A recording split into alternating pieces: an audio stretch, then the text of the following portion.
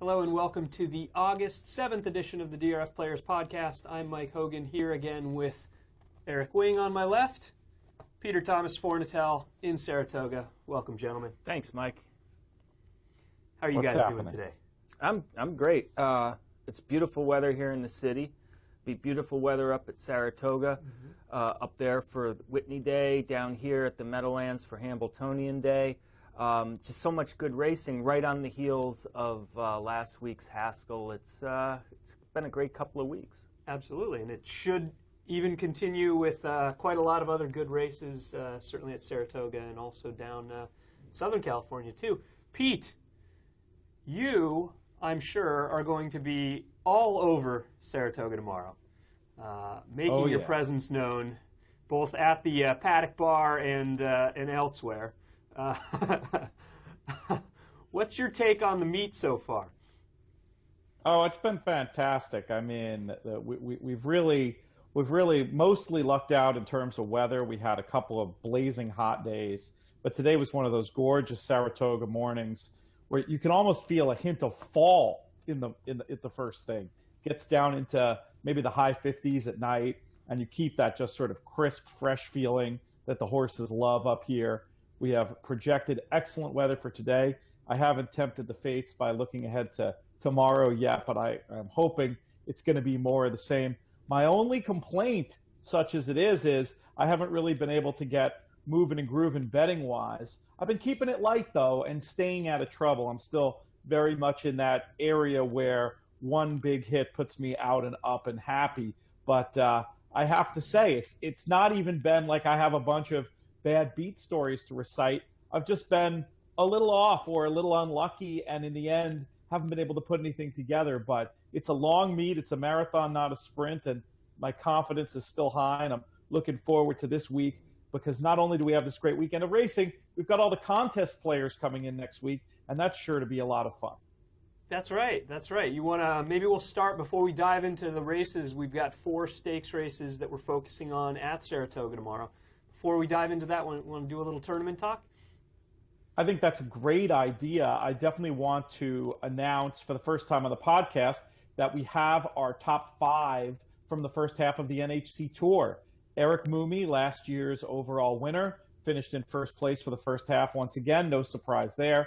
Bill Sherman, in a little bit of a repeat of history, also made his way into the top 5. The reason it's a repeat of history is that last year he went to Del Mar needing a score in that live event, the only live event he played in the first half, to win the $10,000 bonus. This year he was in the same situation at the Wynn tournament and ended up running second and not only netting the sizable prize money there, but also getting the $10,000 bonus. And then the top 5 are rounded out by 3 other players. Sean Nolan, who's a 10-time NHC qualifier, who I haven't met. Eric, have you met Sean before?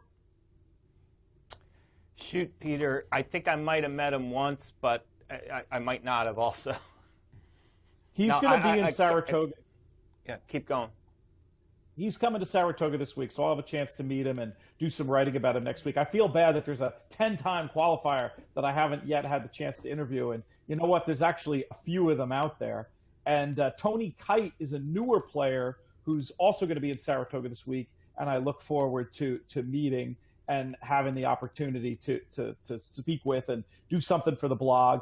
And one of these days, I got to get back into interviewing these players for the podcast. A lot of people have given some positive feedback about the interviews we've done in the past with contest players, and I definitely don't want to forget about that. At some point, we'll have their voices on here as well, because as fun as it is to read about this stuff in print, it's also great to be able to hear these voices and some of the stories to come from the NHC Tour as well. So I'm leaving somebody out here. Hang on a second. Who am I? Let me check my notes. I'm talking about a top 5, and I'm only giving 4. That's always a problem. We talked about Moomey. We talked about Sherman. The former trainer, Gary Johnson, who won something like 21 training titles in Ohio back in the day, who has become a very successful, especially live bankroll contest player. Gary won the contest we did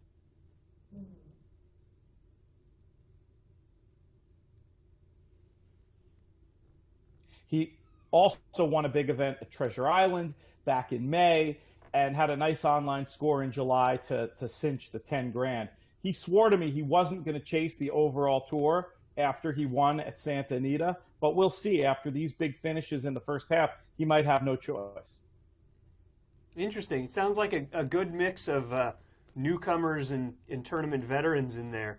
And it'll be interesting to see what happens in the second half of the year, certainly. Absolutely, and that's kicking off this weekend. We have a contest on Sunday on nhcqualify.com. We've also got a contest on DRF Qualify on Sunday. That's the first opportunity for players to win their way into the October 17th and 18th Santa Anita Live Bank contest. On Saturday, we have action as well. On DRF Qualify, folks can win into the Gulfstream contest on September 19th.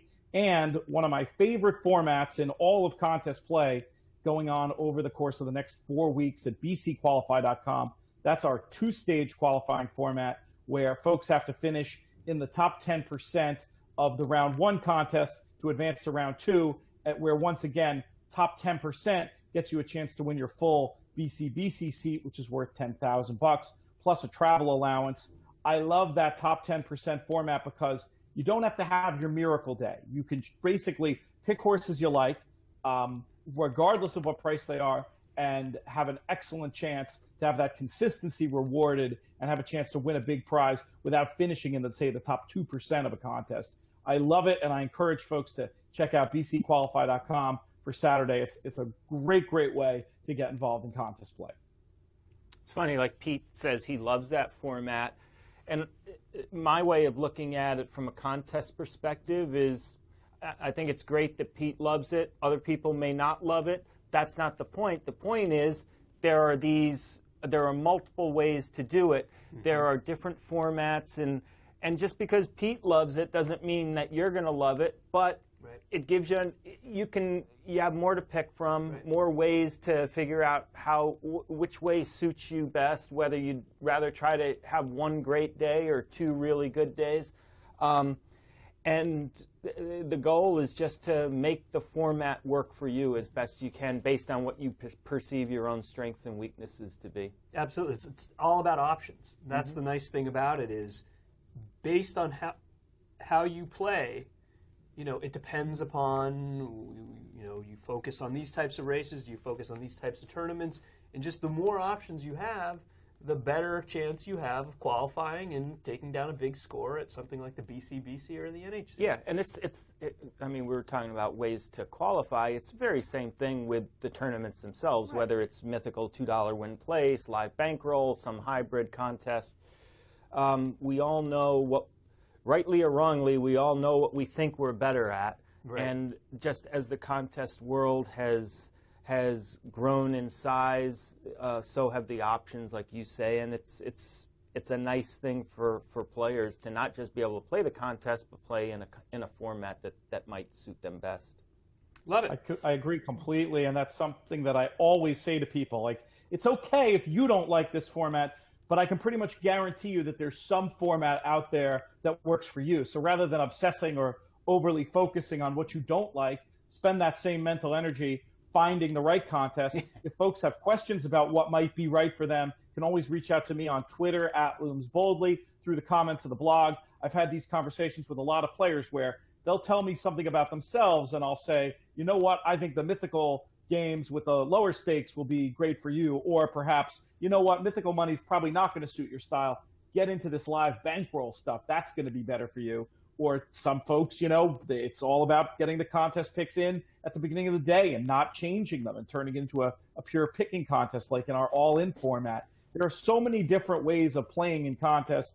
I can pretty much guarantee you there's one that's right for you. Just look around, feel free to ask questions, and we'll try to help you get on the road. Because as you guys know, I'm legitimately, not just because I work in contests for DRF, but I think it's this really exciting growth area of the game that players are doing themselves a disservice to not check out. Absolutely. Absolutely. All right, well, before we dive into the stakes races, I wanted to mention you got called out a little this week. After our discussion on the Tuesday podcast,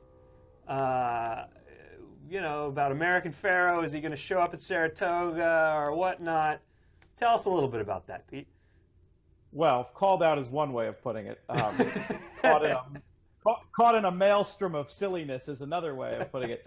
I think Mr. Zayat was maybe having a tough day because there was a lot of confusion. I guess it was misreported somewhere that the horse was definitely coming here. And then they were in the position of saying that that wasn't the case. But Zayat on Steve Bick's show, which is always a must listen, did say something to the effect of, Bob Baffert and how he trains, if the horse is doing well, he'll come here.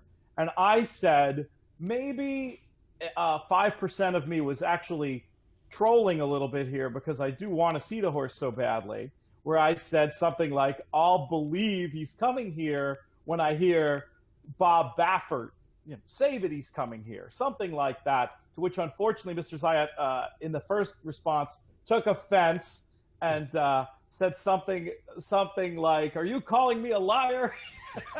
I've had enough for one day, something like that, to which I responded, no, I just really want to see the horse. I know Baffert's feelings about Saratoga, and I don't want to count my chickens about the horse coming here until, we hear definitively from Mr. Silverhair. Of course, I managed to compress this all into 140 characters. And then after seeing where my heart was and where I was coming from, he said, oh, no problem, have a nice day or something. It was, we ended it on a very nice note, but it was pretty hilarious getting into it with Mr. Zayat about the next stop for American Pharoah. We'll see. I'm still rather skeptical, but I believe me, there are many times at the racetrack where it's great to be wrong, where you want to see a certain horse do well for sentimental reasons that maybe you'd never bet on. This is an instance where definitively nothing would make me happier than to be wrong about my belief that we will not see American Pharoah at Saratoga this summer. Well, I'm glad the story didn't end with you being blocked by Jazz 3162. I haven't checked. It's possible he blocked me after the fact, but he was civil to my face.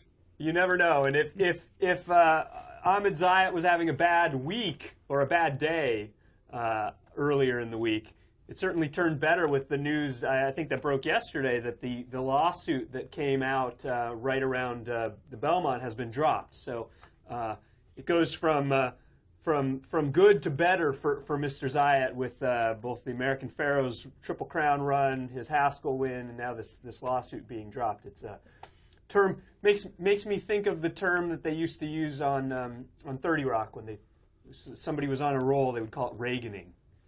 Well, I think it's clear that Peter was a central figure in turning turning Mr. Zayat's luck around. That's for right. The week. That's right. Absolutely. I expect to be thanked at the Eclipse Awards. It started with you, Pete. All right. Well, let's look at the races. We got some really good ones. Great day at Saratoga. We're not even talking about the Del Mar races, which has the John C. Maybe, which is also a fantastic race. If there's any thoughts about that, maybe we can throw them out on Twitter. There's a couple I like in there. But we got 4 great races for Public Handicapper, all at Saratoga. They are not, unfortunately, connected in a pick 4, but they are connected in multiple running pick 3s. What's that? Such a bummer that they're not a pick 4. I wanted the all-stakes pick 4 on these races. I know. But what are you going to do? You can play rolling doubles, rolling pick 3s, and there's some good ones. It starts with race 7. It's the 12th running of the Fasig-Tipton de la Rose, $100,000 purse, 1 mile on the turf course for fillies and mares 4-year-olds and up that have not won a graded stakes in 2015. All right, we got a full field of 12. It's a really interesting race. I noted that there are actually 9 of the 12 horses have a new jock since the last race. Only 3 of them are keeping the same jock. So it's a little bit of musical chairs with jockeys here. But I think that just adds to the intrigue. So, Eric, you're the guest. Let's start with you. What do you think about this one? I think it might be the toughest race of the 4 we're going to talk about. But, I certainly give a look to Nellie Cashman with the Forrest Boyce to Jose Ortiz jock move. And it's a real evenly matched field. you know, I can't sit here and say that horses like Receptor, or Jay Wonder, or Daring Cathy can't win. They all can. By the way, when I first looked at Daring Cathy's PPs, I thought its owner was Elton John, but actually I think it says Eaton John, which I take to mean John Eaton. But that has nothing to do with the handicapping of this race. No, you know, Daring Cathy's the speed. She's going to get pressed on the inside from Miss Frost. Chad Brown, so, you know, by law, she's going to have to be below 5-1, I suppose, even in this field. But she's just one of a few that I think are okay. The horse that really intrigues me most from a betting standpoint, and certainly if I were playing the public handicapper contest, is number 2, Tutti Paese, for the Bill Mott barn. He's got good numbers with Junior Alvarado. I'm sure Mike can probably expound on that. But when I look at Tutti Paese, you know, I see a horse that last year was running very competitively against the likes of Emollient and Wave Theory, who's a nice Martin Schwartz horse, and Discreet Mark, who of course is a Grade 1 winner. Took a little while to come around this winter, but the last race in February I thought was a good race. Closing despite being wide at Gulfstream behind a fairly modest pace, and dropping 6 pounds off the bench for this. I like these weight swings, especially in grass races. We'll probably hear more about my fondness for these weight swings as we continue on in the podcast. But to me, Tutti Paese at 15-1 for these connections with a horse, a mare of this ability with a good inside post. I think she's an excellent gamble, and that's where my money's going to be. I like it, yeah, because I agree. This is a completely wide open race. I think you could probably make a case, looking through the field, I think you could make a case for every one of the 12 horses entered. Even the 30-1 joint return, trying turf for the first time, coming out of some Grade 1 stakes recently. You know, I think she's not even without a shot. So, Pete, what do you think? What's your take on this one? I had 2 horses I was going to talk about, and Eric mentioned one of them already. Tutti Paese just looks like a horse rounding back into form for a white-hot barn whose form and figures are just not far from what it's going to take to make an impact here. I'm hoping the 15-1 morning line comes to fruition. For public handicapper, I'm torn between her and also a little bit Sassy, the number 4 horse for Michael Matz. Matt's another trainer I know, Mike, you have some positive stats on. But what I really like about a little bit Sassy is the fact that she did run her best race of her career up here in the Lake George on a day where she beat Daring Cathy.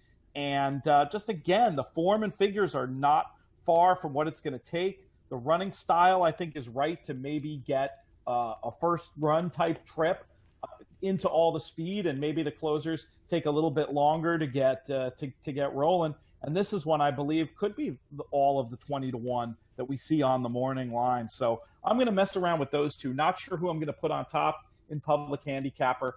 I'm just going to go ahead and put my public handicapper picks in today. I'm going to be picking between those 2. Maybe since Eric gave the good push to Tutti Paese, by default, I'll throw a little bit Sassy on top and try to get out of the race in multis with both of them as A's. I'll use some others defensively, but those are the 2 I really want to get paid if one of them wins. I like it because I wanted to talk about 2 horses, and they're none of the ones that you guys talked about, although Eric, you did mention her briefly. But first I want to talk about Daring Cathy, who I think might very well be close to even money, or certainly less than 2-1 in this spot. She's 7 for 10 lifetime, won last out in her first start with Chad Brown, and her first start off a long layoff. These are the kind of horses, I think from a figure standpoint, she has the best last buyer. She probably has the top buyer in the field. She's the kind of horse that's going to take a ton of money. And I think, you know, obviously she is a legitimate threat, but she's won in a race this wide open that I want to try and beat. And I actually did a little bit of digging. Chad Brown, when he's had winners in turf routes coming off of a 180-day layoff or more, like Daring Cathy did last start, if they start again in a turf route without another subsequent layoff, he's only 1 for 10 the last 5 years. So those are the kinds of horses that I generally want to bet against. Ones like, I believe, who's going to be in the later race, Goldie Espany, did that, but then had another 45-day layoff. He sometimes needs to give them a little extra time, and if he wheels them back so quickly, that's my concern at a short price. So that said, I want to take a stab against her. I love, love, love, love number 1, Miss Frost. And Pete, you mentioned the reason why you like Little Bit Sassy is her best race came at Saratoga on the turf. Miss Frost is 3 for 4 on the turf at Saratoga. She's 1 for 10 with only 1/3 in other races elsewhere. Combine that with the last 2 starts were ones she needed. Tom Albertrani is 8% first off the layoff in turf routes, 8% second off the layoff in turf routes, 3rd start off the layoff in turf routes, which is what she's doing here. 9 for 47, that's 19%, 273 ROI. Also note, in turf routes at Spa last 5 years, he's 7 for 89, but 3 of those 4, as we said, were Miss Frost. So he's 4 for 85 with other turf routers at Saratoga. This is one, she's getting back to her preferred surface. She's got the rail. She could be controlling speed, especially if the jockey on Daring Kathy, Javier Castellano, says, we got a 30-1 shot loose on the lead. I'm going to let her go. I could see a scenario where she never stops. I love, love, love. No disrespect to Junior Alvarado, who rode her last out, or Abel Castellano, who rode her 2 back. But I love the jockey switch to Ira Ortiz here, and I think she's going to be completely overlooked. And I'm hoping she just hangs on. I think a mile is perfect for her. Let's go. I'd love her if Daring Kathy wasn't in here. Fair. And I'm hoping they underestimate her and let her go a little. So we'll see. I hear you. I mean, Awesome. the horse. At that price, why not find out? Yeah, exactly. I agree with Pete on that. I mean, this isn't the kind of race where I could talk anybody off of any horse that he or she liked in this race. It's funny when you. I do think Miss Frost will be a big price despite the Saratoga record, because the first thing people are going to look at is, oh, Daring Kathy and Miss Frost raced against each other last time. Yep. Oh, Daring Kathy was 5-1 and Miss Frost was 28-1. And oh, they ran to their odds. Daring Kathy won and Miss Frost ran 9th. So you're going for a big turning of the tables here, and you should get paid if it comes to fruition. Well, and if you watch that race too, Miss Frost broke a little slowly. She was sitting for about, even though the first call has her first by a head, she didn't immediately go to the lead. Daring Kathy went to the lead. Miss Frost was 4th or 5th early and eventually pulled her way up to the lead before tiring late. And those are the kinds of things that you wouldn't see unless you actually watch the race. I think with the rail, she's going to get, if she gets a good break, she could be forwardly placed. She could cut the corner, and let's just hope she holds on late. I think a 2-turn mile hits her square between the eyes. I'm not sure she wanted the 1-turn mile last out at Belmont. Certainly it was a race she probably needed in the second start off a long layoff, and get back to her best surface. And she was also facing tougher in some of those races. She's just one I'm really looking forward to playing. I also like number 11, Ticking Katie, a little bit, mostly just based on Brian Lynch's stats at both Saratoga and at NYRA in general. He's 8 for 32 with a 390 ROI in turf routes at NYRA tracks in the last 5 years. So he's one I never discount. Fun race, though. Absolutely fun race.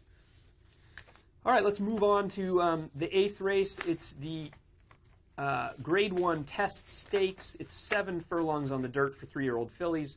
Another really, really interesting one. A lot of different ways you can go in here. And it, of course, features the return of the 2-year-old champ, Take Charge Brandy, coming off of a layoff of about 7 months or so. But it's a relatively full field of 10 fillies, assuming we don't have any scratch. It's a good one. A lot of different ways you can go. Some cutting back, some pure sprinters, and that's why I don't necessarily want to take a short price in this one either. Pete, where did you land in the test stakes? I think that So You Say is going to just get an absolutely great trip here.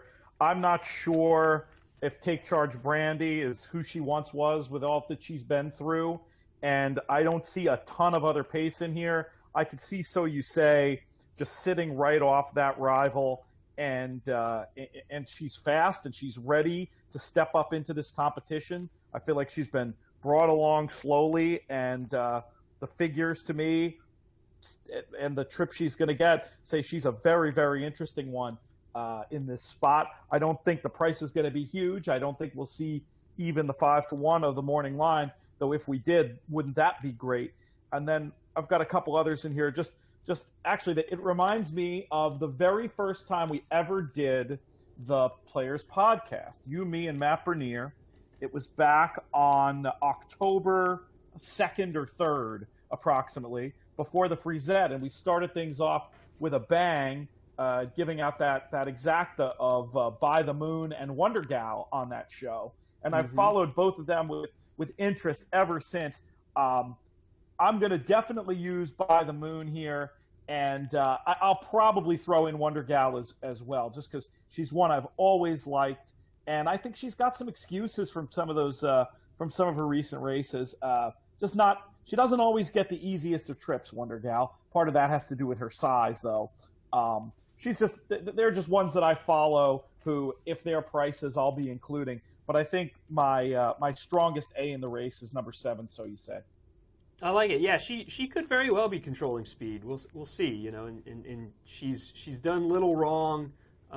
Certainly sprinting since she's joined the Michelle Nevin barn. So that's a good one. What do you think about the race, Eric? Yeah, none of these horses do too much for me, Mike, except for cavorting. And I know she's the 3-1 favorite, but she looks like the kind of favorite to me that people are going to try to poke holes in or look for alternatives to.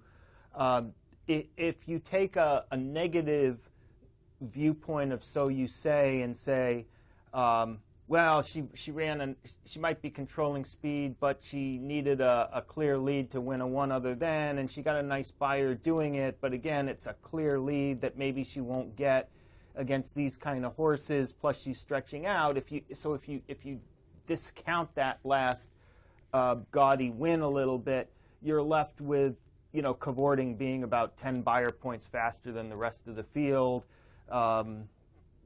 Good trainer, good connections, well bred.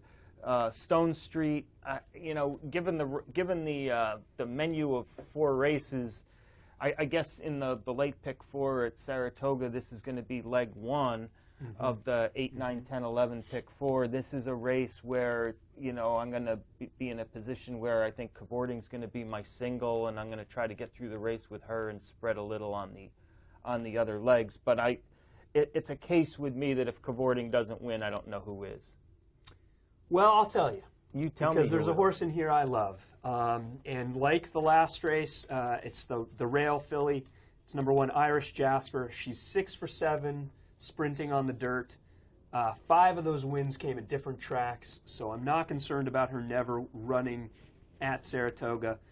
She's always a little overlooked in the wagering. She's always live. I think part of it is, Derek Ryan horses aren't necessarily going to get the attention that Kieran McLaughlin might, or even Michelle Nevin might at Saratoga. Gets Javier Castellano, gets what I think will be a good setup. This is an improving filly that seems to want 7 furlongs. Some of these either seem to be better, perhaps a little bit shorter, and many of the ones, especially some of the more legitimate favorites, seem to want longer than 7 furlongs. Obviously, Take Charge Brandy is cutting back. Angela Renee is cutting back. Even Bar of Gold, who I think is a little live at 15-1. If you get that at the morning line, you can certainly excuse those last 2 efforts. A 7 furlong distance for Bar of Gold, I think, fits really well.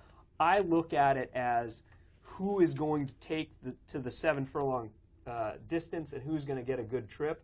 And I land squarely on Irish Jasper, who I should mention, her race 2 back in the Miss Preakness had 4 next out winners, including herself in the victory ride We also had Huasca in the Tangelo, Windy Forecast in the Pleasanton Oaks, and Super Sacks, the speedball for Dwayne Lucas, won a turf sprint allowance race at Churchill.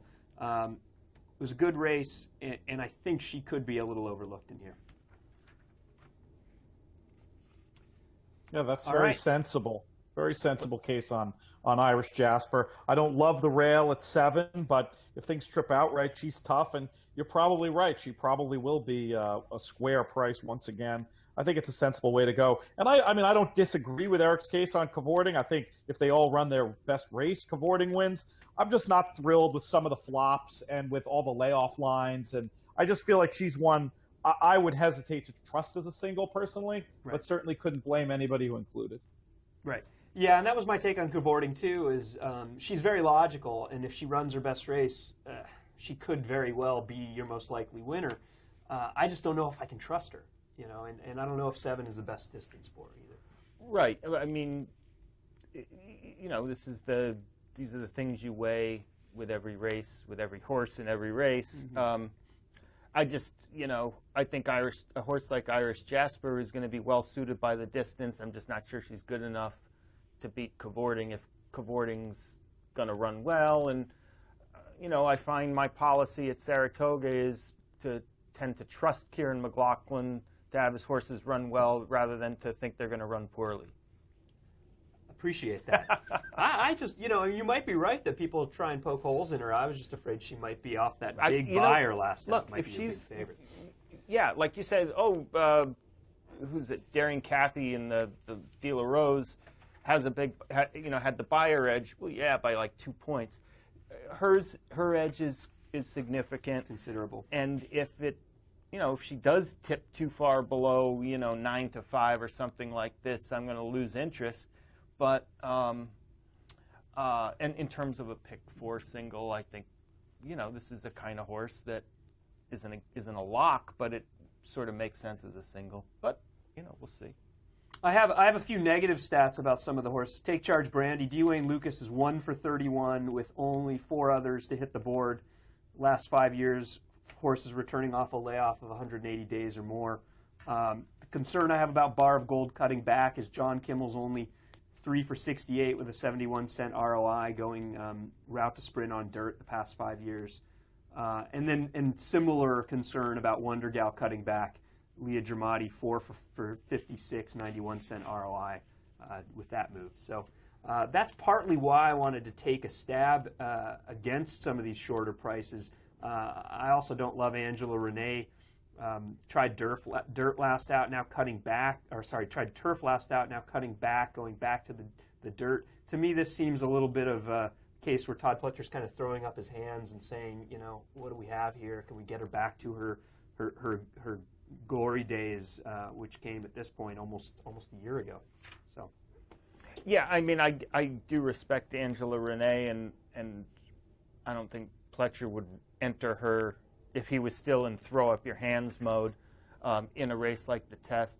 I do hope Take Charge Brandy takes all kinds of money. To my way of thinking, her PP lines look gaudy with the Breeders' Cup juvenile fillies win in there, and all the other stakes, the Starlet, Delta Princess. She's never run fast enough to win this race. right. So she's got to giddy up compared to what she's done in the past. And I know she's older and perhaps capable of doing it, but it's a lot to ask off the bench. It is. She's had those physical issues, too. Mm-hmm. Right, exactly. All right, well, let's move on to the biggie, the main event for tomorrow. And our buddy Matt Bernier actually looked at it and said, I think this is a preview of the Breeders' Cup Classic. Of course, I'm talking about the Grade 1 Whitney. It's a 1 1/8 on the dirt, $1.25 million for 3-year-olds and upward.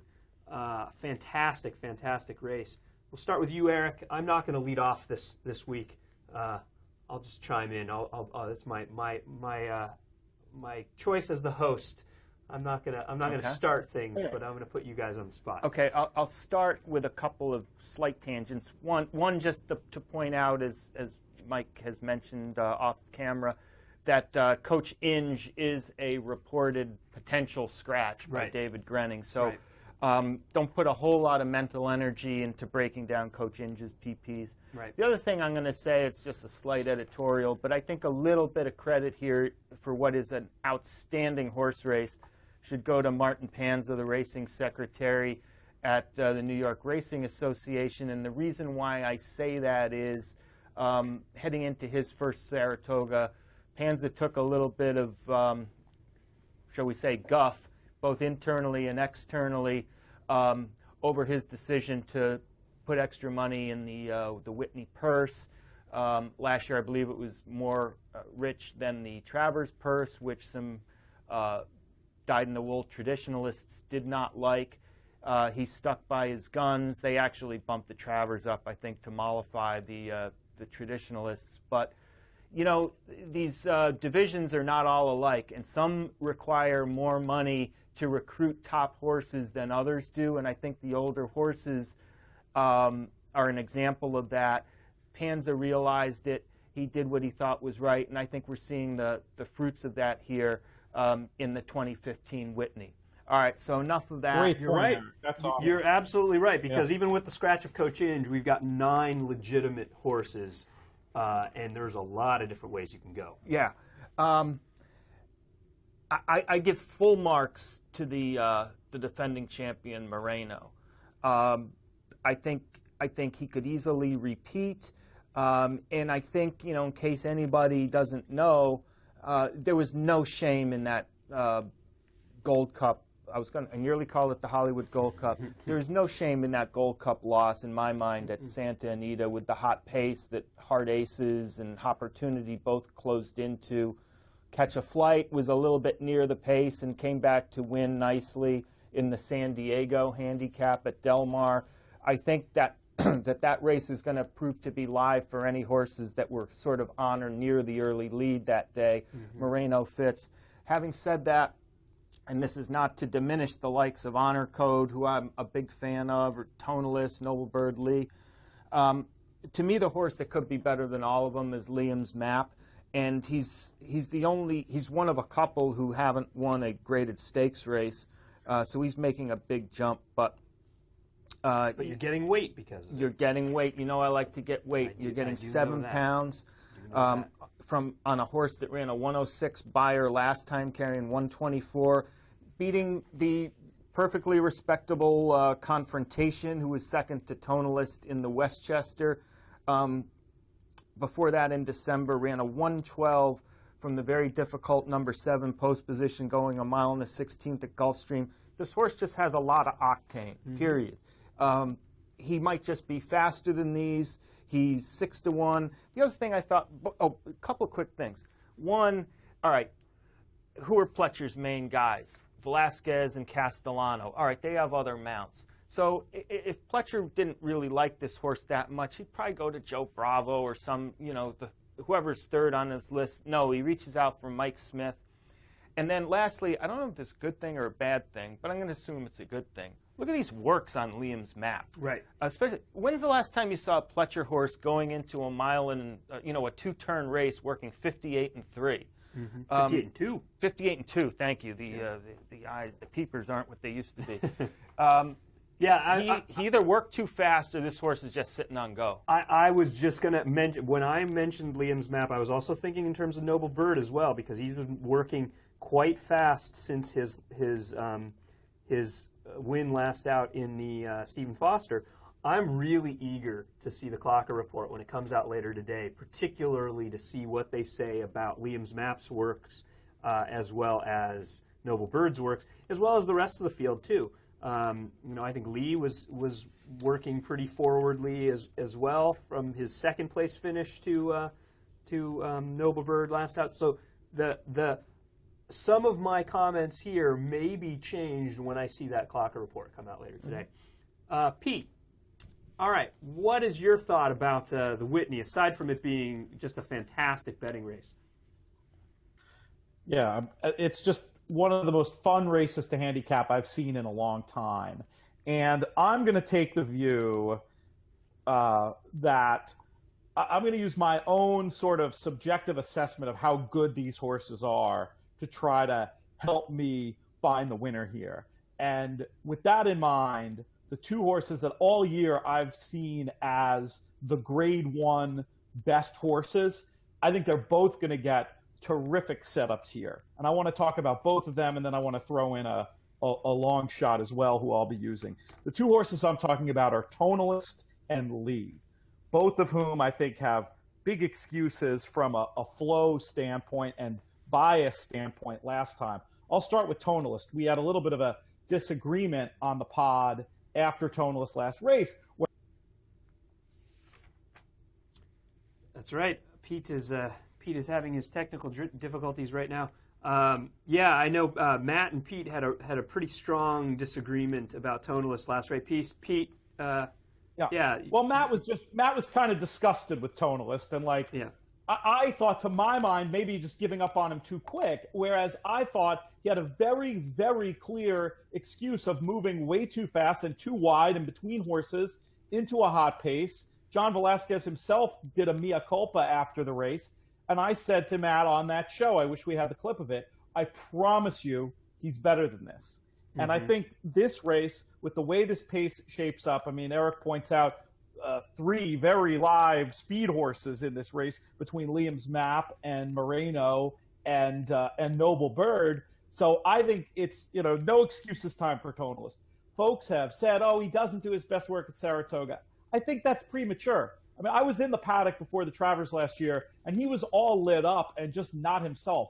I don't think that was a representative effort. The previous race of his from Saratoga, the People Dog, the Jim Dandy, I didn't think he was fully fit. I thought they clearly were using that as a prep, and it just, for whatever reason, the horse got lit up Travers Day, and it didn't work out. I think this is a chance to see the real Tonalist stand up. I'm not going to leave out Lee as an A in my multis, though, simply because I felt like on that very obviously speed bias track on Stephen Foster Day, coming from far back and almost getting there, I just thought he ran a winning race and a really good race coming into this, should get a much better setup and hopefully have a chance. Yeah, I think Lee is a legitimate player. I think actually the top 3, I would be surprised if Noble Bird didn't float up from the 5-1 morning line. But I think the top 3 of Honor Code, Tonalist, and Lee are all going to take a lot of money. And I think potentially all 3 could be lower odds than their 3-1, 4-1, and 9-2 morning lines, respectively.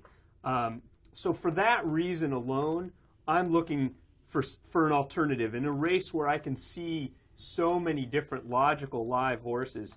And I have questions about each of those 3. Honor Code, I'm not sure he wants to go 2 turns. I'm not sure he wants to go. He might be best the 1-turn mile. And the other thing, too, not to interrupt your... No, that's fine. Please do. I agree with you that there's a question about him at 2 turns. The other thing is this horse has got a lot of Stormcat in him. Yeah. He seems to, be very fussy. Mm-hmm. We saw the race at Churchill when Javier Castellano was whipping him just to try to get him interested in running. On the back stretch. And you saw, you must have seen Welch and Grenning report earlier this week that one of his last work prior to today's blowout, they took him to Oklahoma and the horse just refused to move. And then it wasn't until they got him to the main track at Saratoga that he would engage in a proper workout. So yeah. It's not Shug's fault. It's not anybody's fault. But he's got that Stormcat blood in him, which can make him a little nuts sometimes. So there's that too with Honor Code. Absolutely, keep going. Hard to trust at a short price. Tonalist, I think, is absolutely logical. The concern I have with him is I don't know if 9 furlongs is his best distance. I think he might actually be better going longer. Of course, he's gotten good. He won the Peter Pan at 9 furlongs.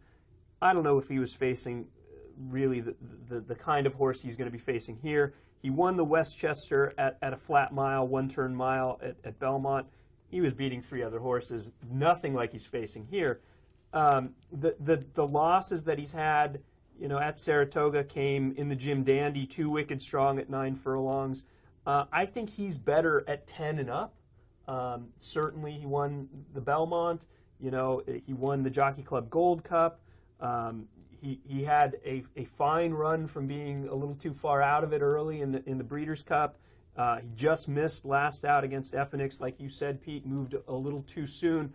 I think he's just a grinder that is going to want every inch of 10 furlongs. And at a short price at 9 furlongs, he's another I want to take a stab against.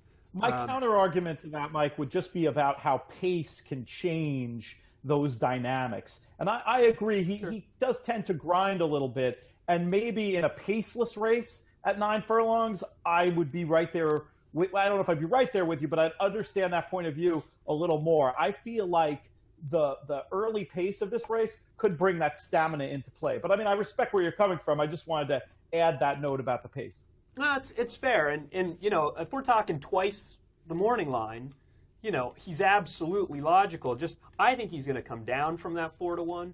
I think he may end up even being your favorite if people have the same concerns that I have about Honor Code and can forgive the loss to Honor Code in the Met Mile, which I think you probably could.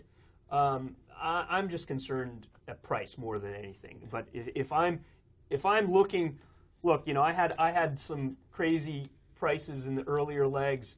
I certainly wouldn't leave them off my tickets if Miss Frost and Iris Jasper win. I don't want to you know, cut off my nose to spite my face by throwing Honor Code or Tonalist or Lee off of my ticket and miss the pick 3. That said, there are a few horses I love in here. I'm with you on Liam's map. I think he's an improving horse that should be fine at the 9 furlongs and could even be controlling speed in this race. I'm not concerned about Mike Smith. Obviously, the last 5 years, Todd Pletcher and Mike Smith, they're 2 for 10 in Grade 1s on dirt, and those 2 wins were huge prices. Palace Malice in the Belmont, Princess of Silmar in the Oaks. He's a big rider. Sure, he's not Javier or Johnny V. First call for Pletcher, but Mike Smith is no third tier jock for Pletcher. But I really like the Jimmy Jerkins runners, not just because both have done their best work at Saratoga, but I think Wicked Strong in particular, especially if, I don't know if he's going to be 20-1 on the morning line. I think he comes down from that.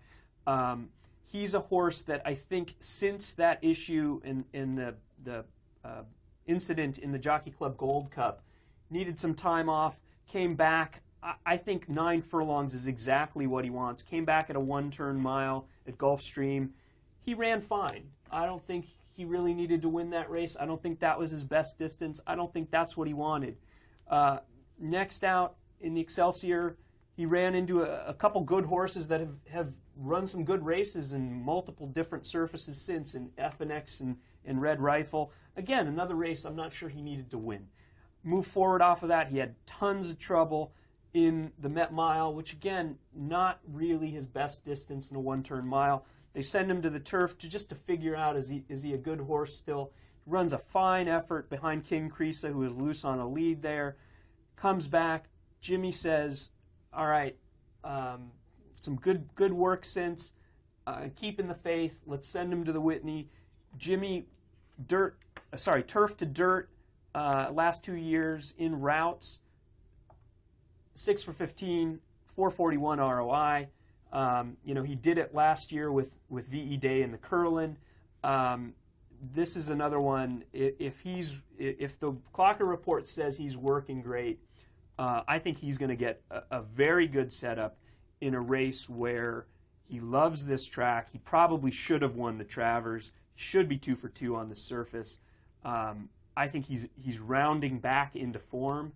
I'm just hoping to get 10 or 12-1. I'd be happy with even half of that morning line. He was the other one I was going to mention. Yeah. I mean, I agree with your case on him. I think he's extremely live. He has, and I kind of feel like if you like Tonalist on form handicapping, you got to look at Wicked Strong at a multiple of the price, given that he ran better than Tonalist twice on this track last year. No, I think he's extremely interesting at a price and will be on my tickets for sure. Is it fair to say that everybody's pretty live except for Normandy Invasion in this race? Well, perhaps. You know, I mean, I appreciate your respect for Moreno. I'm just not sure he's going to get the pace setup that he needs to run his best races. What do you think he needs, like a slow pace? I think he needs to be lone speed. See, I don't. And I think he did last year, but I don't think he does any longer. So I find that when part of why I like one this year. He did. Part of why he seems like a different horse in that respect, which I take, to be a good thing. He's gotten a little more professional, and it's part of why part of me can see Liam's map just wiring the field with Moreno perhaps content to sit off him, with Noble Bird looking for a similar type trip as he had in the last two, with Bridge Mahan sort of nursing him along while the horse climbs away there. But anyway, it's a great race. Well, it is. We could talk another half hour on this race if we wanted. We could. My concern with Moreno is, even though he's stalked and won this year, he's facing much better horses than an Imperative. This is the grade 1+ level. Yes, absolutely, absolutely. There's grade 1s and then there's grade 1s, and I think he comes up short for class against this group. Right. This isn't just will take charge here that he's going to have to face at the grade 1 level at Saratoga. This is a field of beasts, and if he does it, God bless him. What a cool horse, but he's an X for me.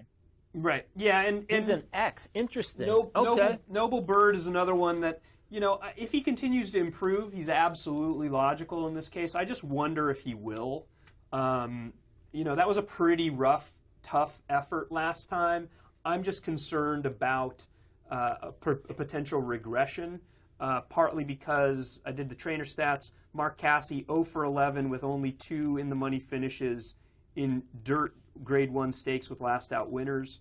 I'm just afraid that effort might have taken a little much out of him. He's probably going to have to move forward off of that, and he'll probably be a little more than the 5-1, but at single digits, he's one that I'm just not sure I can trust. Who are you talking about? Noble Bird? Noble Bird. Oh, I like Noble Bird a lot. I bet him in the Stephen Foster. I did too. But tipped him on the show. Yeah, absolutely. Yeah. But he was getting getting weight from Lee that day. He's not now. Oh yeah, and I loved his Ali Sheba. But as well as he ran in the Stephen Foster, he may have to run a little bit better than that. And he's picking up the 8 pounds, not to belabor the weight thing. But I'll just say one more sentence and shut up. But on this race, but just Moreno at 1 1/8 is a lot better than Moreno at 1 1/4, and he might be a horse to have on the periphery of your pick 4s and tries and supers. I'm not sure he'd be an X for me. He might be a C though. I don't know if I can count on him. He'll be a big price. He never off the board at the Spa. Yep. Yeah, Keep going. At the same time, I'm saying he's an X for me. I wouldn't say I'm not saying, oh, you're crazy. I understand the case, and you make a good case. And it's just that kind of race for me. I mean, especially since I'm gravitating towards 2 runners who are at the lower end of the price spectrum. It's not going to behoove me to be too inclusive in a race like this. Right. I got to try to take a stand if I'm going to make any money. But I don't think it's nuts. It's just not for me. Yeah. No, fair point. Well, we only have a few minutes left, and I don't want to give short shrift to the 10th race, which is the Grade 3 Waya Stakes, the Fasig-Tipton Waya Stakes. Waya. Thank you. It's the kind of race that I love. It's 1.5 miles, 12 full furlongs on the turf, on the inner turf for 3-year-olds and older fillies and mares. Again, we've got a nice full field. We've got 12 runners signed up. Of course, it wouldn't be a graded stakes turf route at Saratoga if we didn't have 3 from Chad Brown at least, and 2 from Graham Motion. And of course, a couple even from Jonathan Shepard, who saddles last year's winner, Cat's Claw, in this race. Another wide open one. Pete, let's start with you. Where did you land in the whale? I like number 11, Kitten's Point, based on her body of work and her versatility. I'm hoping that even though that turn comes up pretty quick, that Prado can negotiate the turn from the difficult outside post. I think she's really good, and I'm hoping with all the different things going on here, betting market wise, that she's going to be at least the 6-1 of the morning line. I'm not interested in her at a short price, but I think at a little bit north of 6-1, she's one that I'm okay focusing on in a race, like you say, is wide open. Yeah, for sure. Yeah, and I hope this race stays together too. I hope we don't have any scratches out of here, because it should be interesting. It should be interesting to see where the money goes too, because you're right. The favorite is 5-1 on the morning line, but I think 4-1 on the morning line, Queen's Parade. I think in real Danza Cavallo 3-1. I think in real wagering though, that's gonna change up a little, and I think you might have a relatively short price favorite that I'm willing to play against. Eric, what's your thought? Last year's Weah wasn't a very great field, but and Cat's Claw won, dropping 7 pounds from an allowance win, stretching out, or not stretching out, staying at the same distance. I'm going to look for a horse that might be getting some weight off. Interesting to note, it's a grade 3 this year for the first time. Right. There are 3 horses that interest me, or I think are worth mentioning. Stuck on the far outside there, Danza Cavallo. 3-1. It's worth noting this is a legitimate grade 1 horse, and these other horses, I think you might struggle to call them grade 3s. I mean, these horses coming out of the dick don't really get me too excited. Whereas Danza Cavallo ran a perfectly respectable race in the grade 1 Gamely at Santa Anita behind Hard Not to Like, who of course came back to validate or frank that form in the grade 1 Diana, which she also won. Right. The other 2, though, she is stuck outside, and I guess Chad Brown maybe just put her in this race because she can go long, and he had Stephanie's Kitten for the Diana and some others, so he's got to keep his charges apart, perhaps. But the 2 that were interesting to me were the 6, Nice Number, and the 8, White Rose. Nice Number, Brad Cox, does great at Saratoga, especially going long on grass. That's right. 3 for 7 with big ROI. Thank you. 88 buyer last time, getting shuffled back behind a fairly modest pace, is losing 6 pounds today. Beautiful turf breeding with Pioneer of the Nile out of a Sadler's Wells mare. That last race came at 1.5 miles. I just don't see why this horse is 30-1 on the morning line. I'll take half of that, thank you. And then White Rose, who, you know, may look like she's a little bit off form, but she's a bona fide 1.5 mile kind of horse. She likes Saratoga. She won there back in 2013. And this race against Goldie Espani, in the River Memories, it was a really slow pace. She made up ground late, finished just a nose behind Granny Mac's Kitten, who came back to win a couple days ago at Saratoga nicely. And she's getting a 10-pound weight shift between her and Goldie Esponi.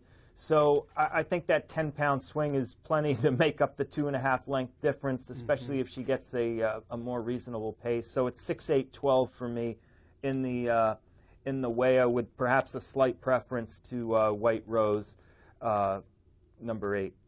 I love it. I love it. You know, and for me, the race kind of goes through Goldie Esponi.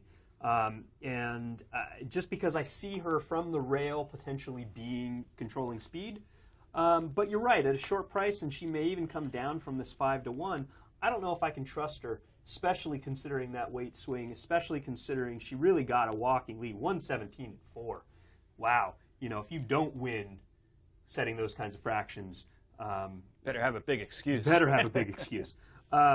So I'm with you. I want to take a shot in here. Brad Cox at Saratoga is, like you said, you can't underestimate him at all. So it was really interesting to see this one show up in this race. There's a horse in here who I've mentioned, I think, on the podcast. I've written about and bet this, not that. I might even be married to at this point. I was crying in my beer when she was disqualified last out because it cost me a few dollars. Your favorite horse, I know what you're talking Number about. 3, evidently. I don't know if she's good enough. I don't know if she wants the 1.5 miles. The price is interesting. She's an improving horse. I don't even know if I'm going to pick her here. She does get a little bit of weight. She can't seem to get a regular rider. She's almost always overlooked. She's always interesting to me. Trouble is, she's probably going to be a little bit out of it early, and if they walk on the front end, I just don't know if she's good enough to really rally against some, like you said, we've got a field of some legitimate graded stakes runners. The one that interests me a little bit at what I'm hoping is a relatively square price is the other Graham Motion, coming out of the Grade 2 New York last out, where she went a little wide. She's one that I think might improve at the 10 furlongs, and Graham's numbers. Talking about Eastern Bell? Yeah, number 2 Eastern Bell. Graham's numbers, 10 furlongs or longer in graded stakes, which applies to Kitten's Point, of course, as well. 10 for 36, 562 ROI last 5 years. She's one that I'm really, really interested in, but I probably would want at least that 6-to-1 morning line, and maybe sprinkle in a little bit of evidently and nice number at a price, because I think she will be nice number. I like all of that. Can you believe evidently hasn't even won $100,000 yet? It seems like she's had a pretty good career. She's stuck on 77,000. I just found that was funny when I saw that. She would have had she actually been left up in that last race. But yeah, fair point. Fair point. And Roy Lerman, the trainer there, a certified member of the bomb squad in the old days up here at Saratoga.